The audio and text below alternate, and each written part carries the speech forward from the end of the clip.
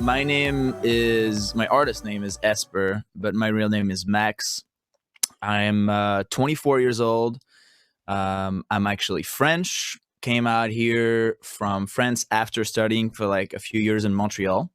Sweet. And then I came out here in LA to do the Los Angeles recording school about almost 4 years ago now. Sweet.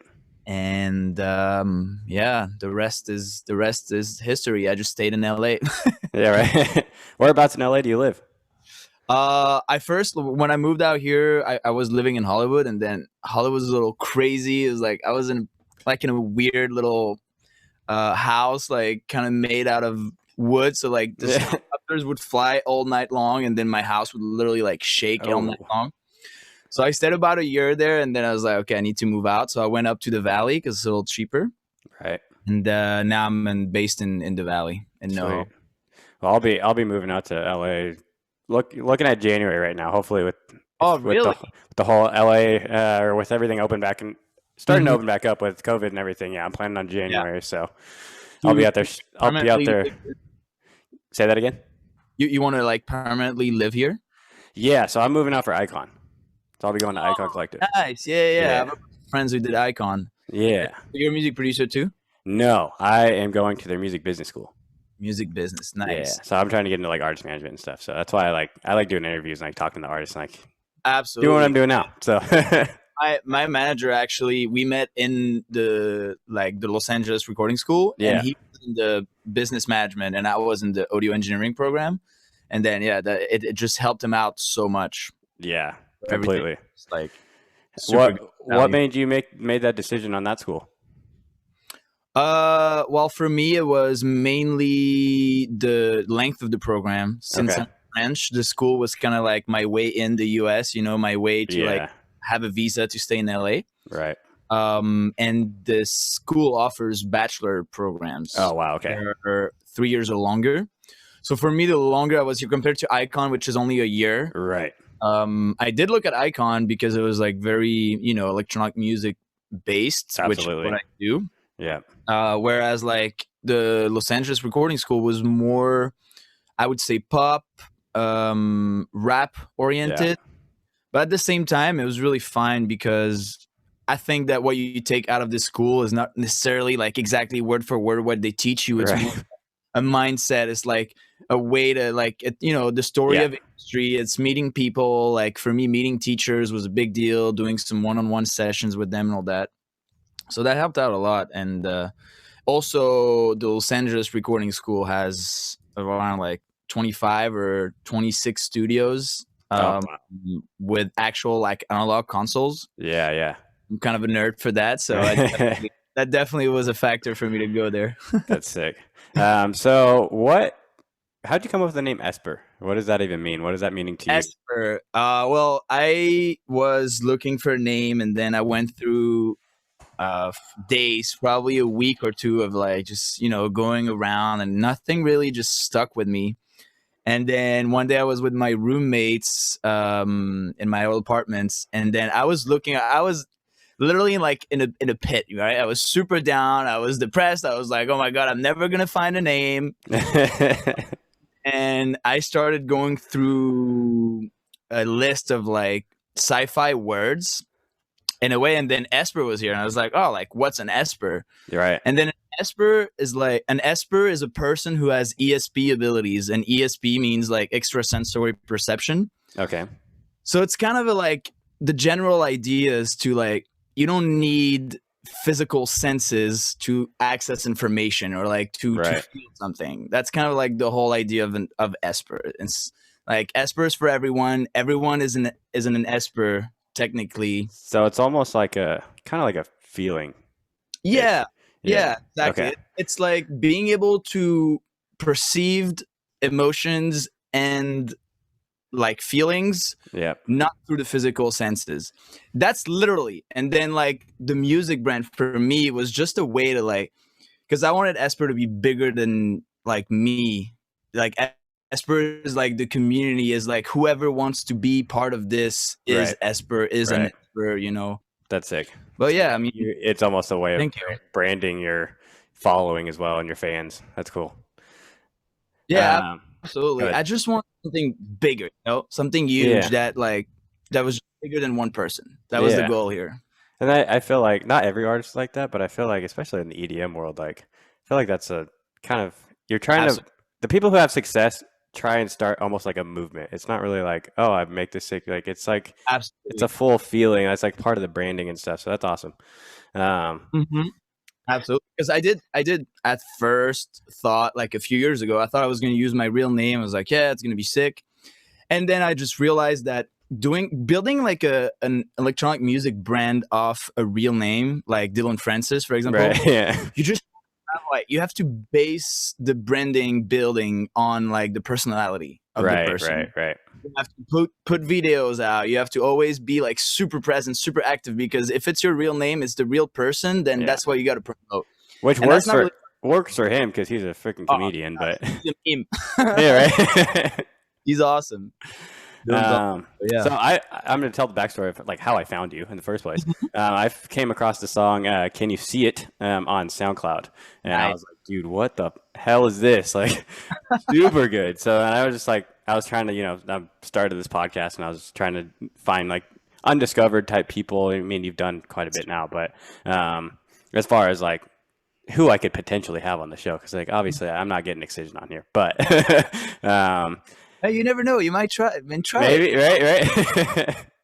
But I instantly fell in love with that song, and I went through your whole catalog, and it was just amazing. So, can you give us a little bit of a backstory on like that song? Because I know you started with your remix of Fox Stevenson was like the first thing you put on SoundCloud. Yeah, that was. How did you go from there to now what you're doing?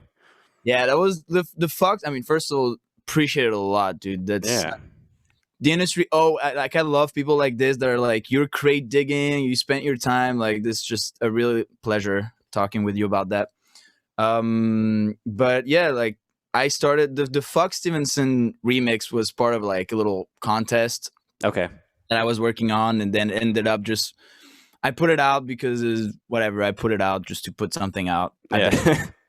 But then Can You See It is actually part of like the EP, the Dreams EP that just like released last month, finished releasing there. And that was me meeting Courtney Drummy, which is the singer on it, and we just like automatically clicked. We had a few studio sessions to work on the first song, My Mind.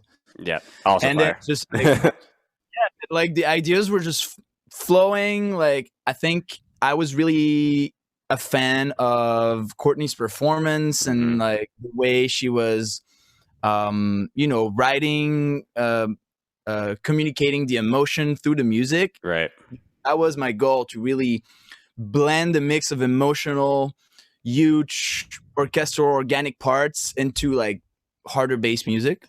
Yeah. And I think that collaboration just worked on both sides. I think Courtney was really happy with it. So we ended up just making 5 tracks, and Basecamp, the label, ended up just signing a whole EP, and we put out the 5 tracks with Courtney, and that was awesome. It was just unbelievable. Like the support, everything, like being able also as a producer, finding vocals is always a hard part of the job. Yeah.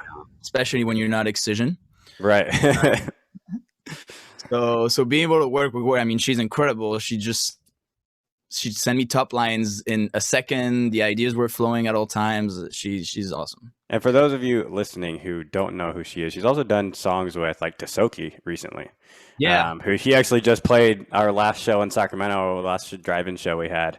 Tasoki actually was one of the headliners.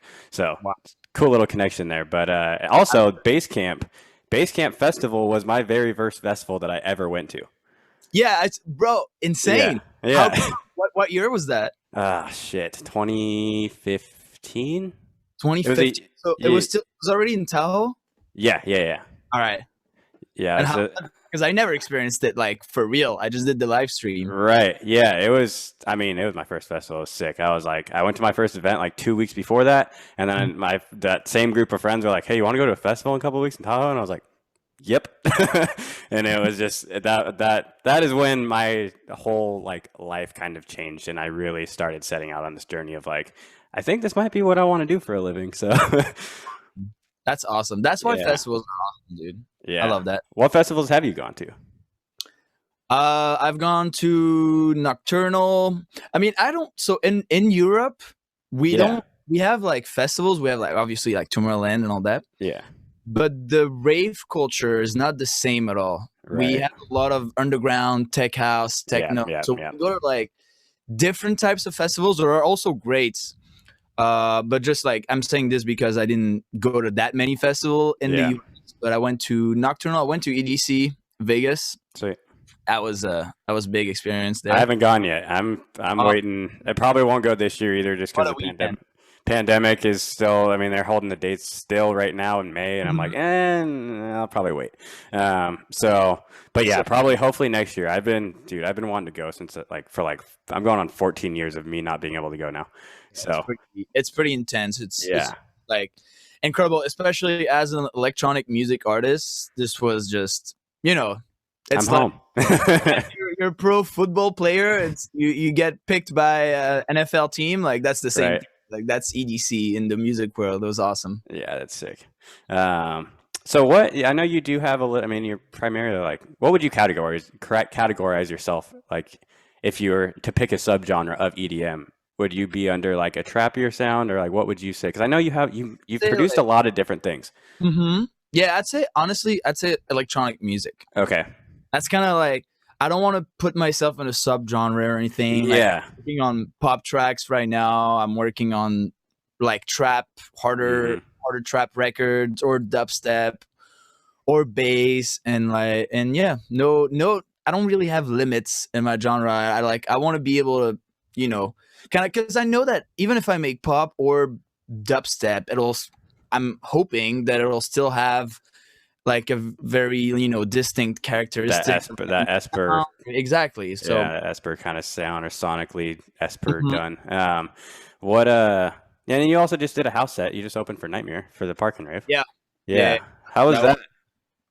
Man, that was absolutely insane. Lots of fun.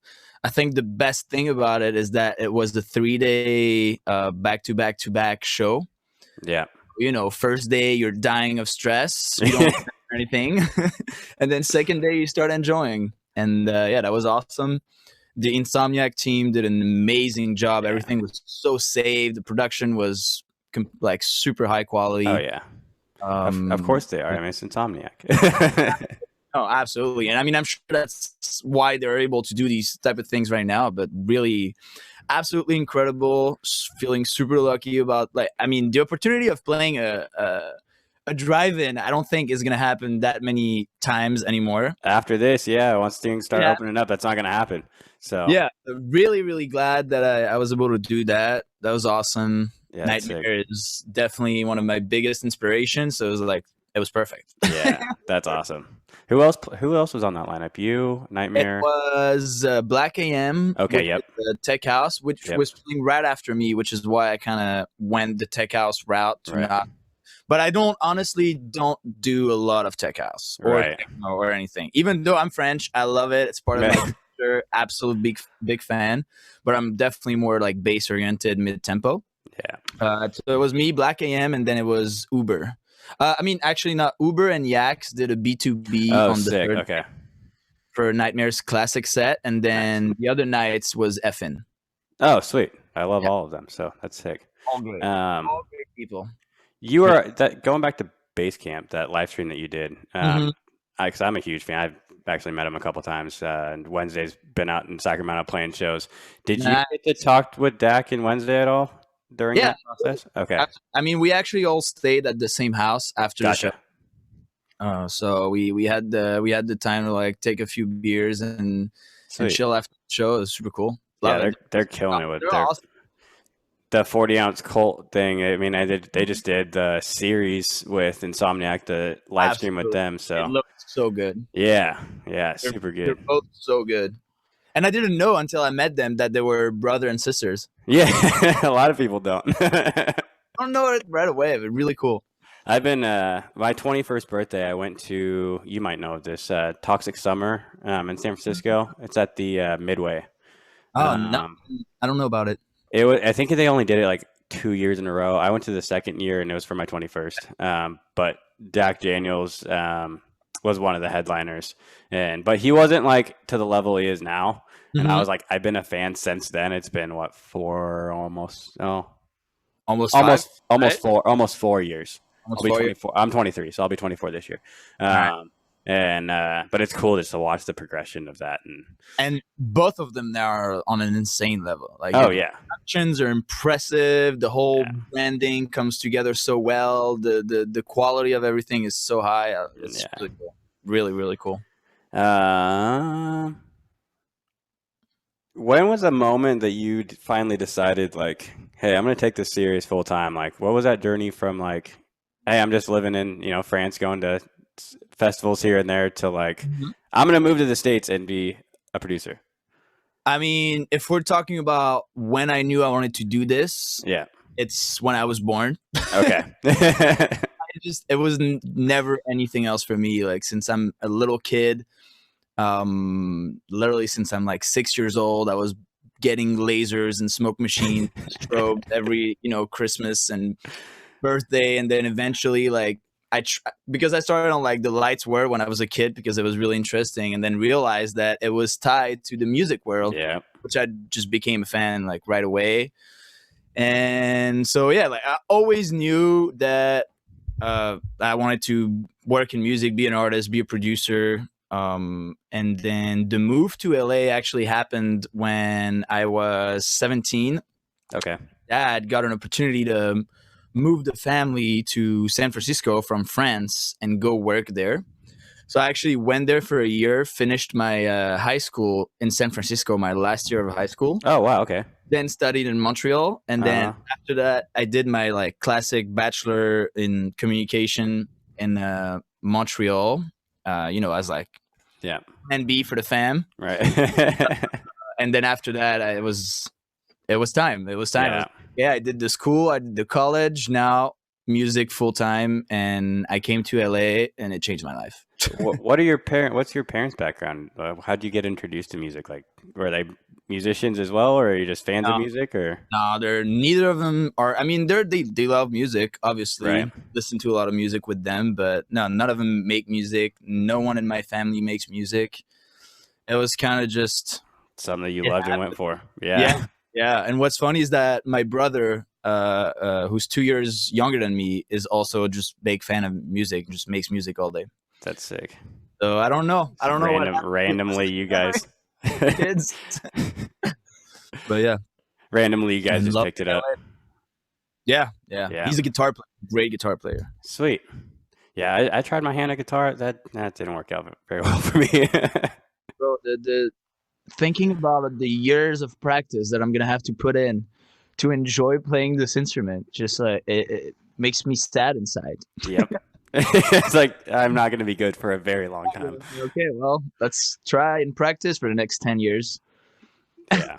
I've heard some guitar players that are a couple years into their craft of playing guitar and stuff, and they get really good for whatever reason. It's just like it flows through them for whatever reason. But then there's other people that are like, I've been playing guitar for like 15 years. Okay. Have you done anything with it? Oh man, for real. I mean, any types of instruments. I've never been a big I don't really have a musician background, if that makes sense. I started full on as a DJ when I was like 10 or 12. And then I try to play a little bit of piano, a little bit of drum, but I feel like that would be my instrument. If I were to play an instrument, I feel like drums would be it. Man, mine is Ableton. Right? Love it. A lot of people underestimate it, but I can make any types of the guitar in there. So, Dude, that's how I do. Oh my gosh. Yeah. I keep like preaching to people. I'm like, watch in like 20, 25 years, like already with the traction of EDM, like it's going to be taking over like every genre. Everything's going to be made on Ableton because you can make any sound that you want to. You can. Any track that you want to. Expression is not the same. True. And I'll agree with this because I'm a big fan of organic sounds inside bass music. So I like to implement orchestral pieces and all that. So I'm a big fan of Contact, which is really, really good to emulate those type of sounds because the libraries are just recorded from real instruments. Yeah. but it's never. I mean, I love how it sounds, and it's blended into electronic music. So you don't necessarily need like a lot of very human feel to it, but still, like a real performance on a real instrument is still very different. And I mean, like you said, maybe in 20 years we'll have AI is just, you'll just tell Siri to Dude, build. I was listening to a podcast, another podcast called, I don't know if you've probably heard of it, Nebula Podcast, Nebula Music Podcast. I don't think so, no. They've had Fairlane, they've had Tynan, they've had all kinds of people, but they had Brian Groff, I think his name. He's a songwriter, and they kind of touched on like the AI subject, and they were like, in the future, like maybe 20 years from now, there's a good possibility that like something like SoundCloud or like Spotify or something like that, you're going to be able to like talk to the system and be like, hey, I want a Britney Spears vocal over like a Metallica song. Absolutely. It'll just automatically make it for you. I'm like, that's nuts. How do musicians like, I mean, we still got to have performers. Yeah, we still got to have performers, but it already exists. There already is like a bunch of websites that you can select genres and instruments or tones or a bunch of different characteristics that you can add in there, and it'll literally generate a score. That's nuts. You can download it through AI. But I don't think AI will ever replace, the producer. I just don't know to what extent can an AI be creative, or what does it mean for a computer to be creative? Right. Because you still need that human element to it of like to emotions, the limit, the boundary, exactly. And then like unless an artist creates the AI, maybe. Or just have do like a bunch of sample packs and then have that be it. And I think they were talking more for streaming. So I was even thinking of like the live element, like how is that, like you gotta still have someone up there, like it's not just gonna be like a bunch of screens and music playing, I mean, I'm not against AI complementing the producer's work. I mean, it's already on here on the Isotope plugin. Everything is, you have like those master assistant buttons now that give you an idea of what the computer would do, which is really useful if you know what it's doing. If you're able to control what the AI does, it's really cool. It just saves time. True. What I got another question for you. What are the challenges that you've been facing as a musician? Like, especially like you're really starting to like gain some traction now, and like what was that like? What was that like to? Well, I think the first big challenge to overcome was to get good technically, because the electronic music producer world is a world where the actual technical aspect of it is super important, meaning that if your track's not mixed or mastered, it's not going to sound as hard as Sudden Death or Slender or Night. So you just automatically don't compete, even if the music is good. So what I did with that was to go get an internship, and I interned into this mixing mastering studio called Radium Media. So that was a lot of work, long hours, a lot of cleaning up vocals and editing kind of clips and stuff that I didn't necessarily like want to do, obviously, because it's kind of busy work. Right. It taught me so much. I did that for a year. And being able to apply that to your own music was that was game the best changer. That was the best ever, because now like I'm able to put the ID down and make it sound good right away. I don't have to pay for any third party. And part of the mix mastering is very creative, very like it's kind of like painting a picture. Like the mix, you can have a darker mix, a brighter mix, all those things. So for me, even the technical aspect of mixing, mastering is integrated into the creativity of a song. Right. But being able to do it is just so important. So that was one of the big thing, because if you're just not there technically, you don't compete. And it's it's definitely a step, something that sets you back a little bit when you start. But once you know it, it's pretty awesome. Yeah. And it's way easier to make it, for sure. Well, I like asking this question to every artist that comes on here, but what do you do like outside of like music? 'Cause like this is full time for you now, right? This is full time to an extent because I'm actually finishing the Los Angeles recording school. You're still in school. Okay. I'm still in school, but everything has been over Zoom. I'm actually just getting out of a 4-month break right now because of the Dreams release and the different collaborations that I'm working on. I had to take a little bit of time off, which was amazing for the first time in my life.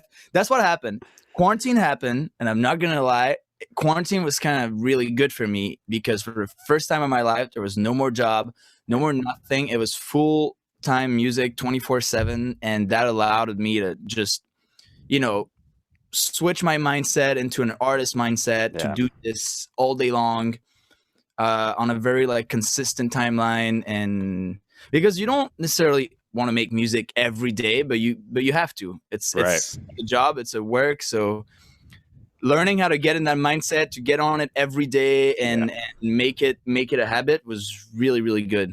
Yeah, because I feel like a lot of even top guys, they set aside 8 hours or however much time they want during the day and actually sit down that. You have to treat it as a job. The fun stuff and the stuff that comes with it is all the performing and stuff. I mean, that's the fun portion of it. But on the day to day, you're sitting down, it's a job all day long. And if even if you don't have the ability of being 8 hours every day on it, when I used to work and intern at radio media and at school, it was I'd go to the studio before, then go to school, then go back to the studio, then come home at 12 a.m., then leave at 7 a.m. again and do it again and nonstop. You got to make the time. That's this what they call the grind. Getting used to it. I mean, dude, even with this podcast, I also have a full-time job, and I'm just getting done with. I'll be done this summer with my marketing degree. So before I go to Icon, but. Yeah, dude, just trying to balance those. There's 3 full-time things in itself. I never have time for myself. Absolutely, and it's super time consuming. And if you don't stay consistent, I'm sure if you miss a week or a month upload of a podcast, then it loses traction. Then kind of back to square one. And it's really important but absolutely, yeah. That's what I did. And then on the side, and as a way to make money or anything, I used to work at Prodigy Artist. I know. I'm very familiar with them. They manage all a bunch of big artists from the electronic industry, and I was a studio manager there for them for the Good Vibration Studio, so Slender.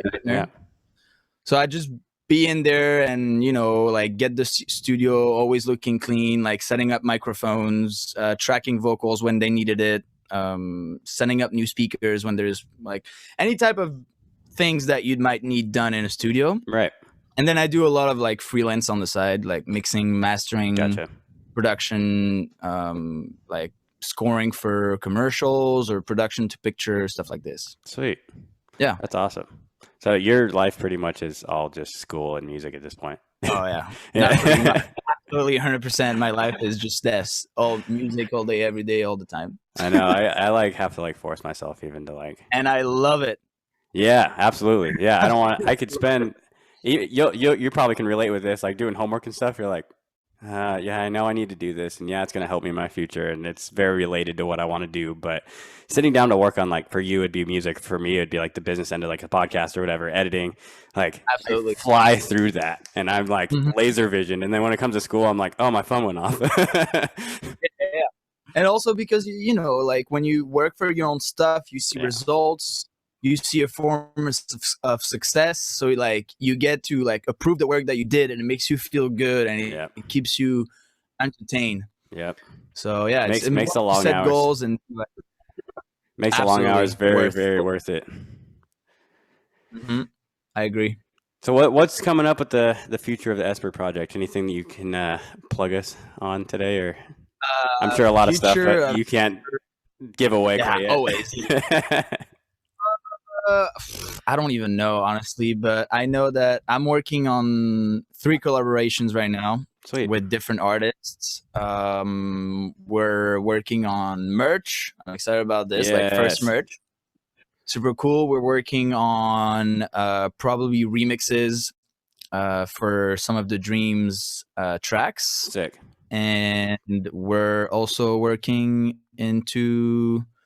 I mean, I think that's pretty much it for like next 2-3 months. Now, are you bringing remixes, collaboration? Are you bringing music. in people to remix some of the dream tracks? Is that what you mean by remixes? Yes. Mm-hmm. Sweet. Yeah. Awesome. So we're probably gonna do some remixes with Basecamp, and working on some more pop stuff and also like super hard dubstep stuff. So I still don't know which one is gonna be the next one, but it's all fun. It's all good stuff. Awesome. I'm excited. Are you, question for Basecamp, you're signed under them. Are you fully with them, or you do stuff with other labels and stuff? No, I just signed track deals. Okay. Gotcha. Didn't sign an artist contract, which is why I was able to release on Monster Cat last week. Yeah. Which is kind of I feel like a pretty standard thing now for at least for up and coming artists that really don't have like a steady income or that don't necessarily tour yet. You'll just sign a few just track deals with different labels and get your numbers up with that. Right.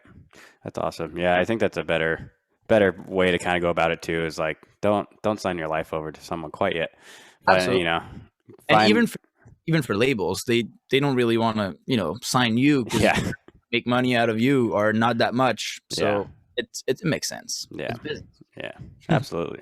All right, well we're going to wrap it up here, but how can our listeners get in touch with you and follow you and hear all your music? Well, all my socials are Esper official. And then on Instagram, Spotify, Apple Music, Facebook, Twitter, everywhere. Hit me up. Come say hi. That's what I did. Follow my lead. That's what I did, and that's why we're doing the interview. Exactly, and dude, I appreciate you a lot for bringing me on here. I think it's so cool that you just search for local artists and put them on the scene like this. Super cool. Yeah, man, it's definitely just. It's why I called it Underground Society, because it's definitely just I want to. Yeah, I was gonna say the name is perfect. It's that's kind of just my mission statement, is just providing the platform for underground artists to be able to share their sounds. And I want not just in especially Sacramento area, it's a lot of bass music, and I have had a lot of bass music on here, but I'm planning for some techno guys, some hard style guys, some like I want everything. I want to be able to provide that platform for everyone in the genre, not just dubstep. Yeah, absolutely. Well, let me know if I can help or introduce you to anyone I know. Yeah, man. I appreciate it. Of course.